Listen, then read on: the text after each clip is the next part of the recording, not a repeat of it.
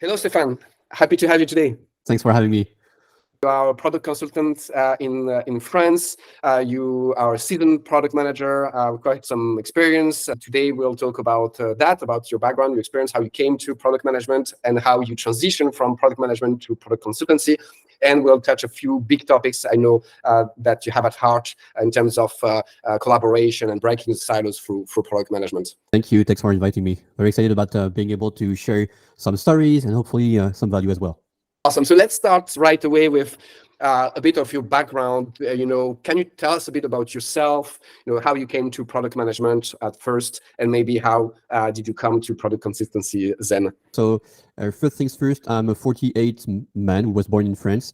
And the accent, which is a bit weird. It's very difficult for people to know where I come from because of this mixed accent. So I'm a happy father of 3 kids, 2 daughters and 1 son. And I've been in the digital space for almost, more than 25 years, actually. I was about to give a precise number, but I don't know if it's okay to say it. Anyway, connected to the internet since 1996 at home. And I basically started doing some job, some work in the digital environment in year 2000, right after the bug, the Y2K bug that was supposed to happen and to change everything.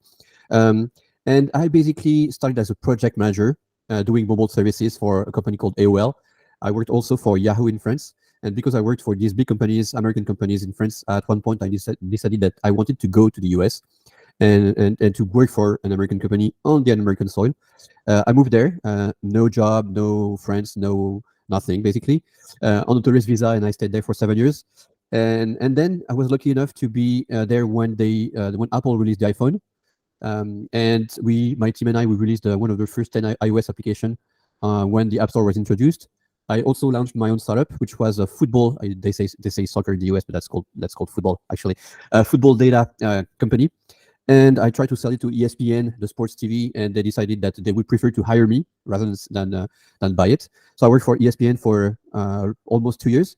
For personal reasons, we came back to France, and I've been back to Paris for the last 10 years. First as an employee working in the insurance company AXA, working in the pharmaceutical industry, and doing some product leadership responsibilities like director of product management, VP product, and later on CPO. And as you mentioned, I've been a product consultant for the last 4 years. And there I'm in charge of, depending on the mission, either the strategy, the vision, the execution, the hiring, or even sometimes being the first PM.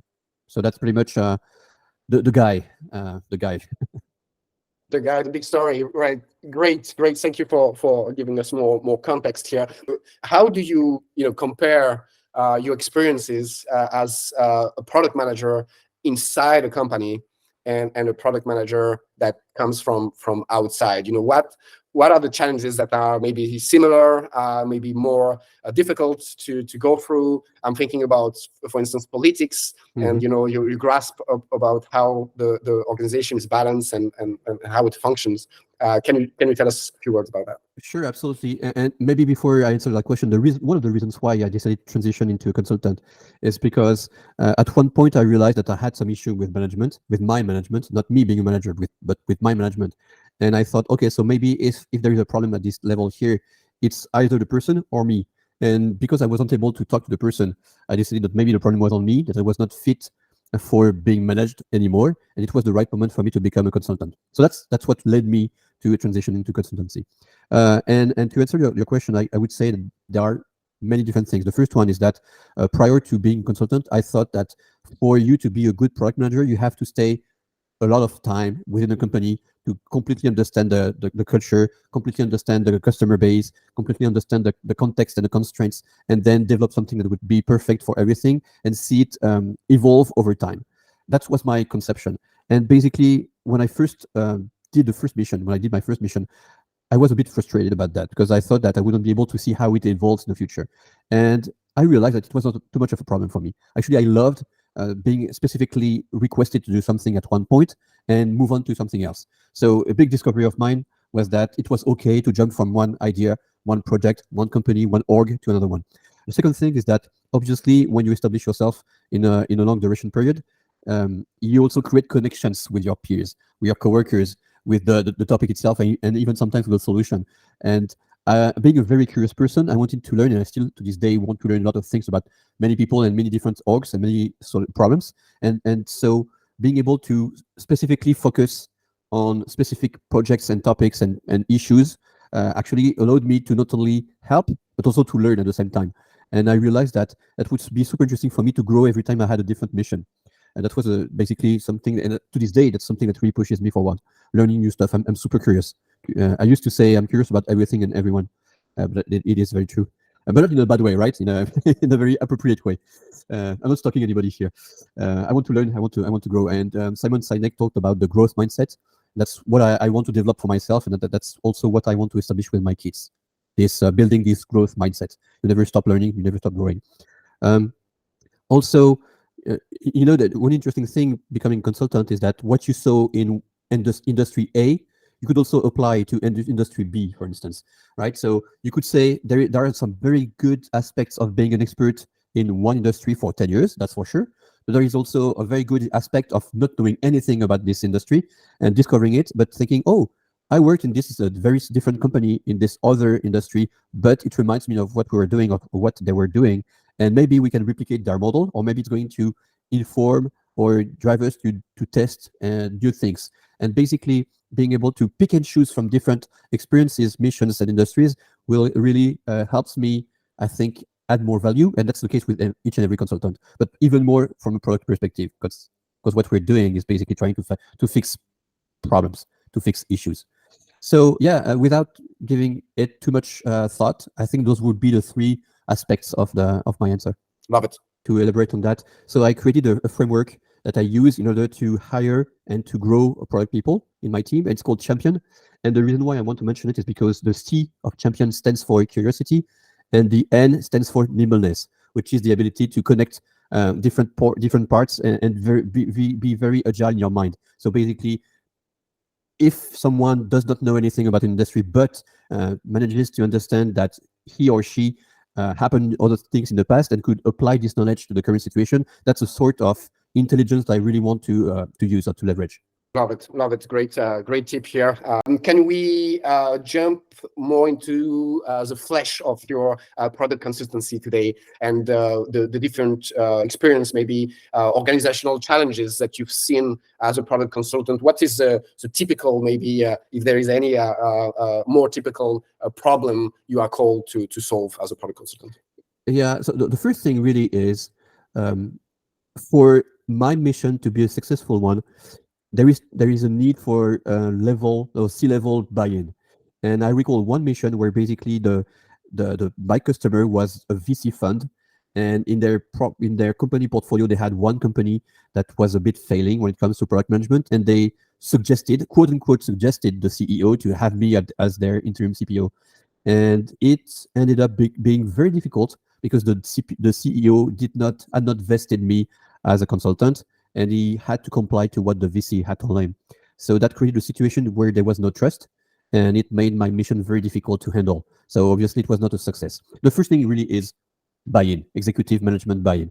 Now, putting that aside, the types of missions that I've seen in the past years could go from helping a company determine what is the product strategy to be deployed. Sometimes it goes down to the roadmap, and that's funny because I recalled a company that asked me to come and help us building the roadmap, but the product strategy was not there, and even worse, the company vision was not there. So I came and I was not able to realize my mission, and so I challenged the CEO and helped the person verbalize what was the company vision and company strategy, so that we could have a product vision and therefore a product strategy, and then build the roadmap. So that's one very typical aspect of a company asking for an artifact for something without having done the homework before. And here I come and I can help with the whole process. Another aspect is like there is the need to build a product function. What happened in the past at this very specific customer was that they had a chief product and technology officer, or in this case, chief technology and product officer. The person was not very versed when it comes to product management. He had only read a few books and didn't have any experience. So the CEO asked me to come and build this function from the ground up. Even though they had product managers, the product culture was not there. So my role was to try and establish that. I could also do interim product management, interim CPO. So they are looking for a full-time CPO, and I come and I do the work. I prepare the ground for when the CPO is going to come, is going to arrive. Obviously, I don't want to touch the vision and the strategy and everything. I just want to ensure that all the best practices like insight management, insight analysis, prioritization, road mapping, and data following, data crunching are pretty well in place, so that whenever the CPO arrives, she can do what she can deliver her own value. So that's another one. And at one point I was asked to be the first PM, and I think that didn't work because at this stage of my career, the value I add is really what I call T-shape. So my expertise really is in product management. I can go very deep, but having been a startup CEO, having helped company establish subsidiaries, having helped with the marketing, with the sales, and so forth and so on, I can definitely add more value than simply writing user stories or being in charge of the delivery. And pretty soon, we decided that it was not a good fit. It would be much better for someone else, like a proper product manager, and more specifically, someone in charge of the delivery, so more of a PO in the Scrum environment, would be more suited towards delivering the value that was expected from the CEO. So strategy, and very, very recently, I also decided to integrate a new aspect to my offer portfolio, which is career coaching and culture coaching. So what does that mean? So I launched a few weeks ago one-day bootcamp, which is about delivering in one day as much value as possible for people to become not product managers, right, but to be initiated to product management. And it had quite the success I was not expecting, to the point that now I'm working with a few different companies willing to replicate the model for them, for their own people, and train them on product management. And also I'm mentoring people on the side, like on a one-to-one basis, on their very specific issues. And that's something that I've loved doing so far, because it also helps me grow. We don't prepare anything. The person comes with their issue, and then during the session, we think about everything together, and then we find solutions that should be implemented for the next session. So as you can see, a lot of things, but I really want to focus on the last 2 or 3 ones: career coaching, culture coaching, product culture coaching, and mentoring.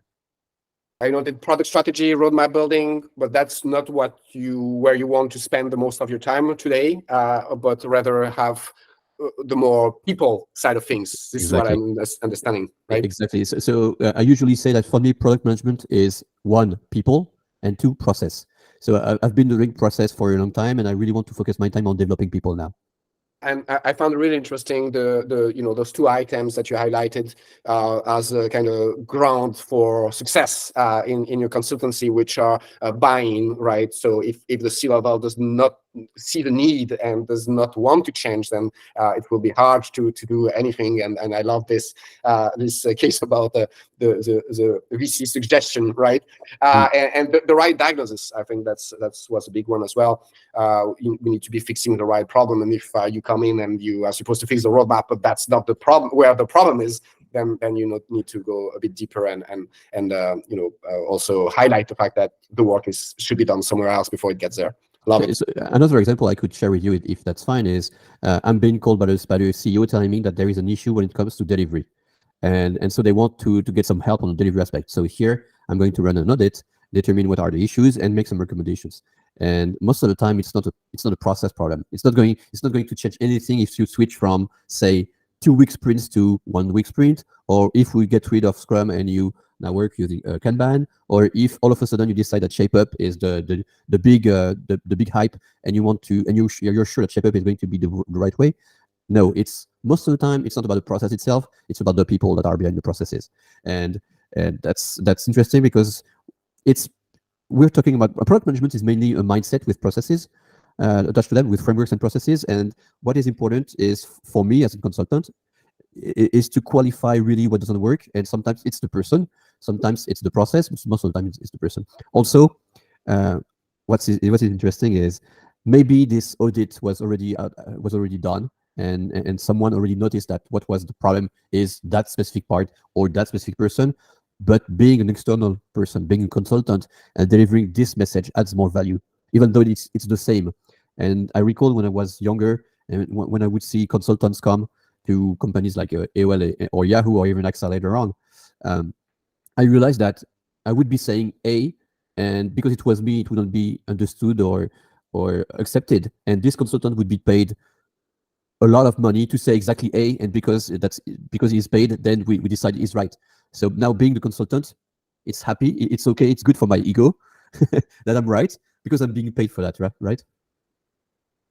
I love it. I love it, and I think that anyone that has seen a big consultant coming in his company had probably the same thoughts as you had there, because like I shared this idea dozen times, but nobody listened to me. But this guy that is paid tremendous amount of money to come there, well, he's getting paid for it exactly for that. So people will listen to him for sure. Exactly, it should be right. It should be right. He's being paid for that. It should be right. It must be right. It must be right. Exactly. Yeah.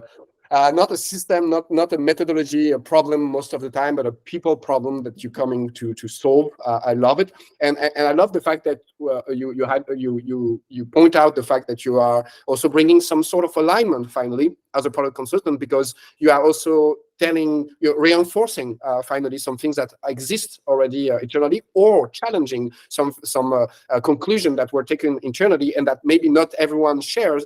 But you coming from the outside, you're also bringing this more objective view that can bring people together. Am I right? Absolutely, absolutely. And there was a mission a long time ago, and I'm obviously not going to name the company. Basically, they called me because it was for an interim CPO role, and they called me because the CPO had left, and there was a big issue between the product team and the tech team, and to the point that not only had the CPO left, but also the person in charge of QA and the person in charge of data and test. And so basically the whole top management of this group of 40 people had decided to leave at the same time. So they asked me to come, and I did some research. I talked to a lot of people, and I also experienced myself that the problem was not based on the delivery, on the processes, but on the fact that the CTO at the point was allowing for mass harassment. So basically the tech people was allowed to massively harass the product people, and not deliver the quality that was expected. So not only they were not doing their job, but also they were pointing on the product people, and obviously that had a huge impact on the product team. So, and being an external consultant, obviously the only answer I could give was, all right, you're going to have people to leave the company. The product team is going to disappear in a few weeks or months if nothing changes. So my recommendation is for you to simply look at the problem in the eyes. And the problem is this person. You do what you want to do with that. This is only my recommendation, but check this out. I mean, and maybe you have an internal solution to replace the person. That's okay. And so I had a discussion with the HR director, with the CEO, and a few weeks later, and my mission ended. So, and they offered me the job, right? They said, "Can you please stay?" And for me, it was not possible because my mission had ended. My deliverable was to release the audit and to say what should be changed. I didn't have any power doing it. And a few weeks later, they decided to let go this CTO. And some people that were in my team for a few months came back to me and say, "Oh, thank you. He's going to change everything now." So the impact here was not to change anything in the process, the sprint, the whatever. It was simply pointing out that the issue was right there, and by surgically removing the problem, then it would facilitate everything else. The right assessment from the start, it helps solving the right problem. Thank you so much. So just maybe can you give the audience, maybe since we were talking about bringing more alignment, enhancing collaboration, and maybe taking part in breaking silos, how can product management help there? How can it help, for example, breaking down silos between teams or between stakeholders, bringing more cohesion, more collaboration? What would be your advice to product people, more senior or maybe more junior, in this regard? Sure. So one tool of alignment that I really like, and I'm not the only one, it's OKRs, obviously. Many times when I join a company for a mission, the first question I'm going to ask is, what is the product vision? What is the strategy? And do you guys have any objectives? And most of the time, when they have objectives, those are financial objectives. Like we want to make 20 million euros ARR, or we're going to grow and to open up this country, or stuff like this. So obviously, when you're a product person, it's not easy for you to build a roadmap, to deliver initiatives, and to release features that are going to add value if the only KPI that's going to be leveraged is revenue. So here what I do is basically I express the fact that we need to have a higher viewpoint to better understand when they want the company to go, what they want the company to be, and therefore we can together build the journey meaning the initiatives and the features to reach this point. If we don't have that, so for instance, I recall this company, they said, we want to make 10 million in this year. So I said, okay, but how? And they said, it's you have to tell us. So I said, okay, we could be selling pizza. We could be selling pizza for 10 million. That's one strategy. And they said, yeah, but this is stupid. I'm like, yeah, sure, I know this is stupid, but there are so many ways that we can build, that we can reach this milestone, this financial milestone, that you need to help me help you. So that's the first thing, OKRs. And I know it's tough.